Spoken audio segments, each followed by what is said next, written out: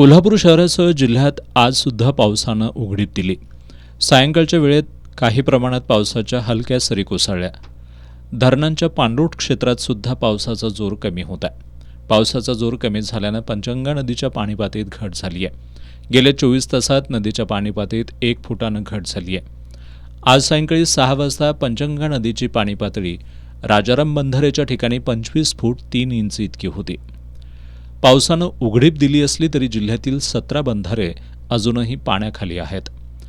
राधानगरी तालुक्यातील तिन्ही धरणांच्या पाणलोट क्षेत्रामध्ये आज पावसाचा जोर कमी राहिला।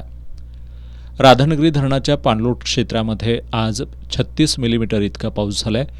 यंदाच्या पावसाळ्यात 1 जूनपासून धरणाच्या क्षेत्रात आत्तापर्यंत 531 मिलीमीटर इतका पाऊस नोंदला गेलाय। धरणात सध्या 4.47 टीएमसी इतका पाणीसाठा आहे। धरण 58.30% इतकं भरलंय। येणाऱ्या काळातील पावसाचा विचार करून पूरस्थितीवर नियंत्रण ठेवण्यासाठी या धरणाच्या वीजगृह सांडव्यातून 1500 आणि सेवाद्वार सांडव्यातून 1000 असा 2500 क्युसेक्सचा विसर्ग भोगावती नदीपात्रात सुरू आहे। दूधगंगा धरणाच्या पाणलोट क्षेत्रात आज 23 मिलीमीटर पाऊस झाला। आत्तापर्यंत या धरणाच्या क्षेत्रात 423 मिलीमीटर इतका पाऊस नोंदला गेलाय। हे धरण 25.85% इतकं भरलंय। सध्या या धरणातून 1600 क्युसेक्स पाण्याचा विसर्ग सुरू आहे।